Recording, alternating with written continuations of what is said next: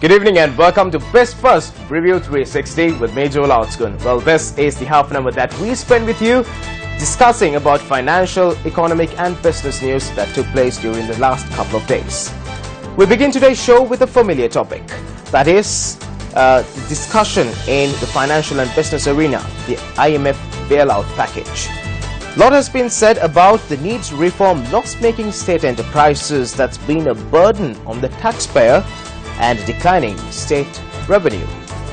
Let's take a look at views from a senior official from the central bank. The Deputy Governor of the Central Bank said wide-ranging reforms in loss-making state-owned enterprises and a reversal in declining tax revenues were vital to prevent worsening debt levels.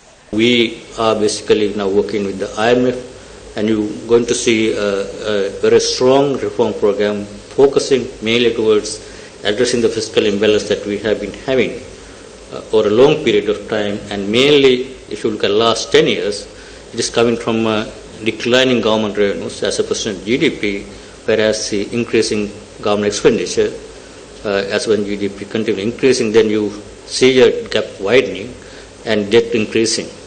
So that we need to reverse, and then that's why it's not easy. Those are all politically difficult reforms. And VAT is going to be increased by 15%. A lot of taxes are going to be increased, but there's no other choice. Government will have to collect more revenues, or you cut expenditure and then you cut health, education, infrastructure, then that's not good for long-term growth. That is the only choice government will have. He made these remarks at the launch of the new 2016 Economic and Social Survey by the United Nations Economic and Social Commission for Asia and the Pacific, or ESCAP. The report said Sri Lanka's economic growth is projected to pick up momentum at 5.9% in 2017. The report highlights that a strong fiscal position and debt sustainability would remain a challenge for Sri Lanka. We are only ahead with the Maldives in terms of personal income taxation, indirect taxation.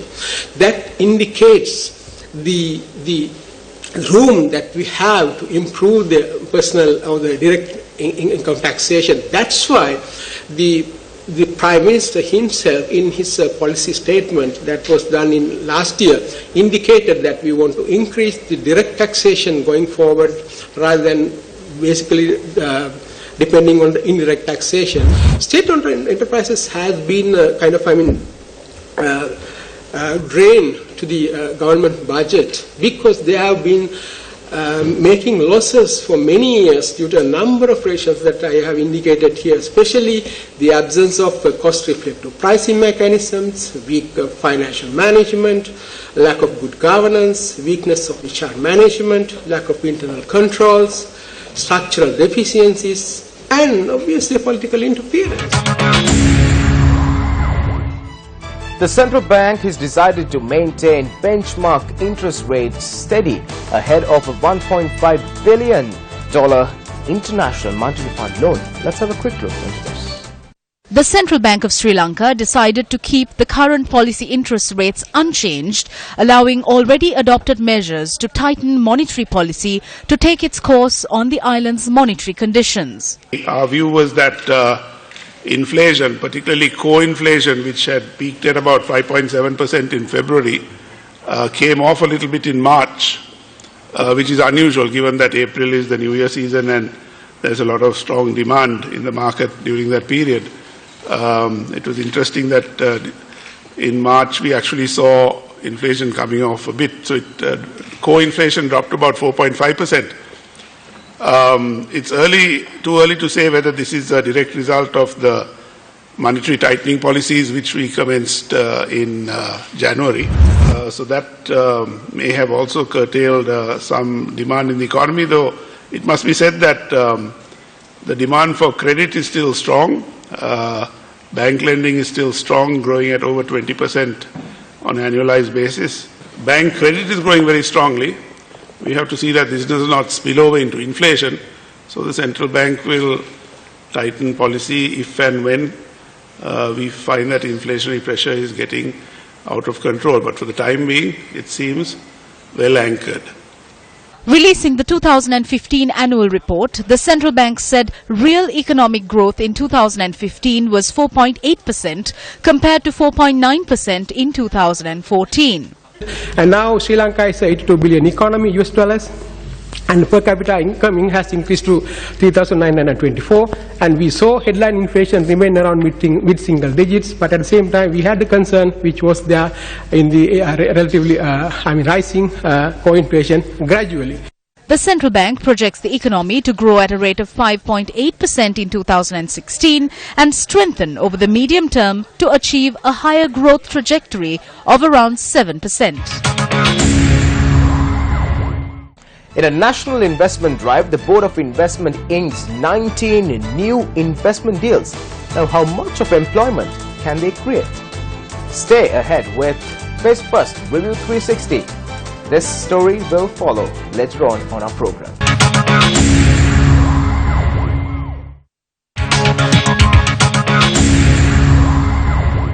Welcome back. You're watching Biz1st Review 360. Now, Sri Lanka is aiming to boost foreign direct investment to $5 billion in the next few years to generate more employment and fast-track economic growth.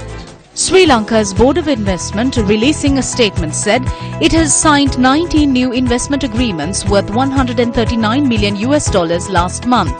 The agreements covering housing, hotel, manufacturing, education, agriculture, mini hydro and hub operations are expected to generate 3,100 direct employment opportunities. Sri Lanka aims to increase foreign direct investment to $5 billion in the next 3 years. Sri Lanka is identified as a top destination for nature tourism and is one of the world's top 25 biodiversity hotspots. But managing the country's forest and wildlife sanctuaries has become an expensive affair for the government. But the good news is that the World Bank has stepped in to give a helping hand. The World Bank has approved a $45 million loan to help protect Sri Lanka's natural habitats and resources from degradation and exploitation. The funds are expected to help improve livelihoods of neighboring communities who suffer the most from natural resource loss and degradation. The Ecosystems Conservation and Management Project will benefit 15,000 residents, 30% among them being women. The World Bank said funds will be utilized to protect and foster the sustainable use of natural resources, help create jobs and livelihoods. Through the Department of Wildlife Conservation and Forest Department, the project is set to manage protected natural areas through improved landscape management, raise awareness, and improve coordination on natural resources management and increase equality of nature-based tourism. Sri Lanka is aiming to reach a target of $8.5 billion worth of apparel exports per annum by 2020. Let's take a look at the status of the industry. China dominates the global apparel market with a market share of 41%. With an export value of $4.4 billion, Sri Lanka ranks third in terms of apparel export value. In 2012, apparel represented 83% of Bangladeshi exports, 45% of Sri Lankan exports, 19% of Pakistani exports, and 5% of Indian exports. Sri Lanka is considered a stable supplier rather than a growth supplier like Bangladesh and Pakistan. Sri Lanka has managed to increase export value, but its market share seems stable with growth rates lower than the world average. Sri Lanka's export profile differs from that of other South Asian countries because the country is a source of more niche and fashion-oriented products rather than volume products. Sri Lanka is known for niche products of intimate apparel, trousers and swimwear. Wages and working conditions are generally better in Sri Lanka than in other South Asian countries. A 1% increase in expected wages would raise the probability of women entering the labour force by 89.2%.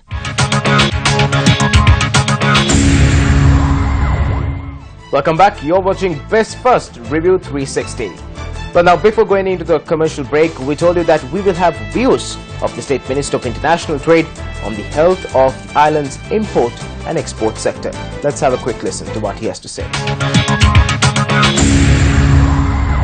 Compared to the other countries, we have not got into new areas. We have only soft industries which like the garment industry.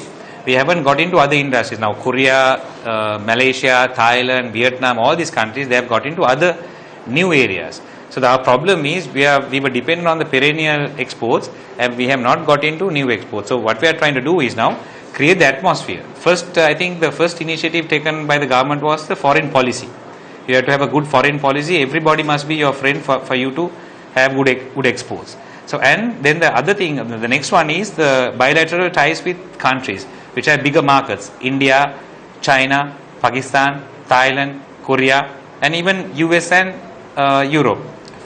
So with India, we've already negotiating for a trade agreement. With Singapore also we are negotiating. With China also we are negotiating. China is very close for a deal.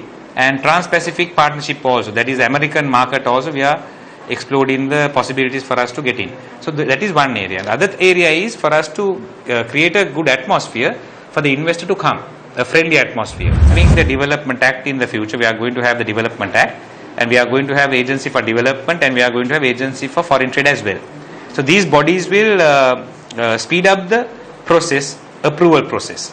And once the approval is given, what happens in Sri Lanka? Once a BOI approval is given, you need the line ministries and other institutions to give approval. So that takes about 3-4 years. This is a frustration that the foreign investor has. So we have to think of a new system, and not only tax reductions and tax exemptions, all that also we have to consider again. Tax exemptions alone won't attract the foreign investor. So we must create a situation and a atmosphere and a foundation in the country so that foreign investor, not the concessions but the other facilities, infrastructure facilities, and those will actually encourage investor. So we'll have more investors and we'll get into probably hard industries like manufacturing metal, manufacturing cars, automation, automobiles. So that is our next step. Now we are already negotiating with China, India and Korea. Hambantota Port and Mattala Airport, we are going to have a joint venture with the Chinese, and with that we probably might have oil refinery, probably a cement plant and a sugar refinery. So along with these, I think we are hoping to by mid next year, it's only 5 months, not a long time for our government. So by mid next year, we are hoping to show the results of what we have done. And our direction was earlier was that once the BOI approval was given, that was all. And we never helped them to get the other approvals. But now what we do is, we help them to get the other approvals also within 1.5 months.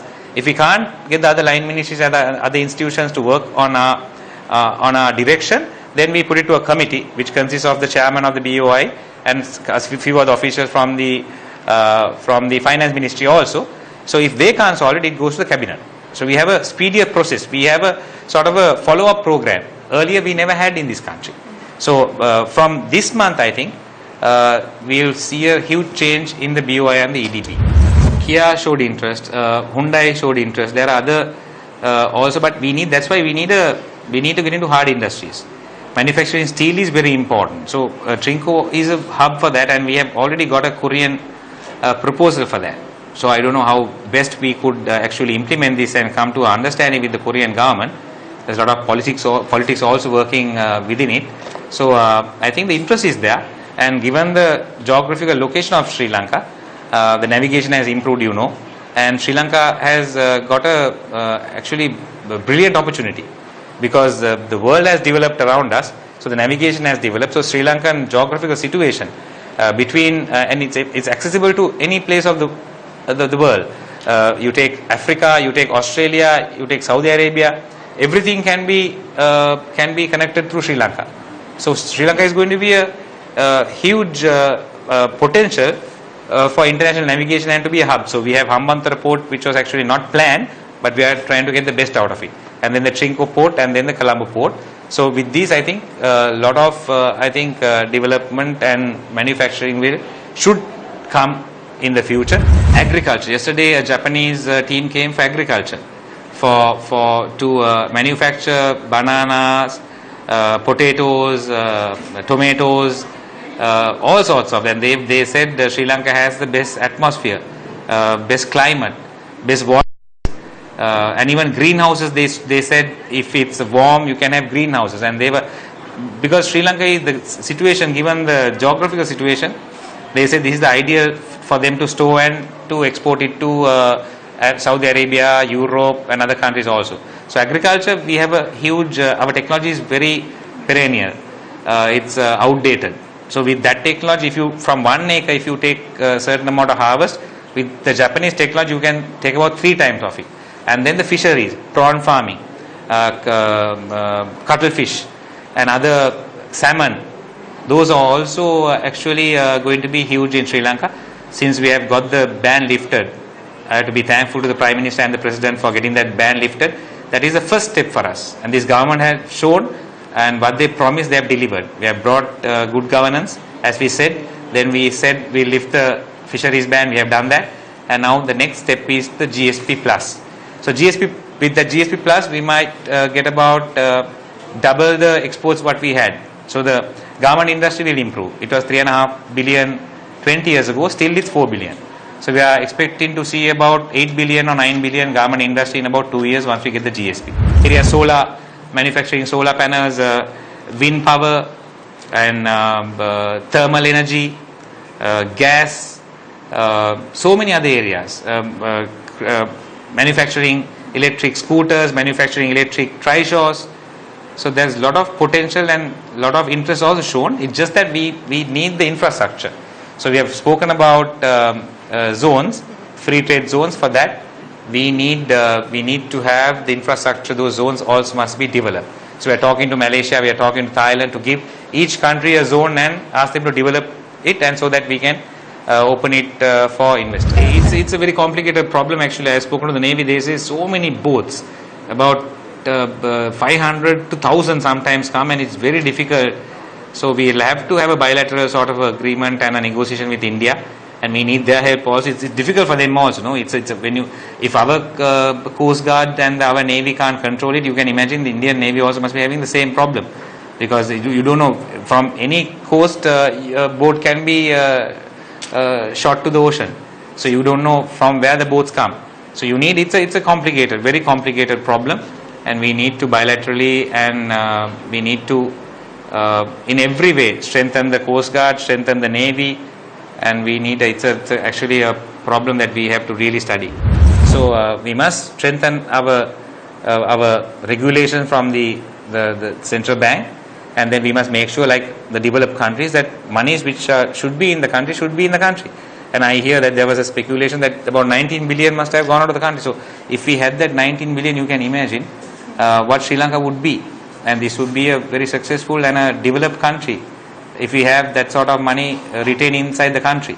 And the dollar against the rupee would be about 80 bucks, 80 rupees, if you had that 19 billion inside the dollars inside the country. So these things we have to address very carefully, and we have to regularize, bring laws, and make sure that money which deserves to be in the country should be in the country. George Soros was here.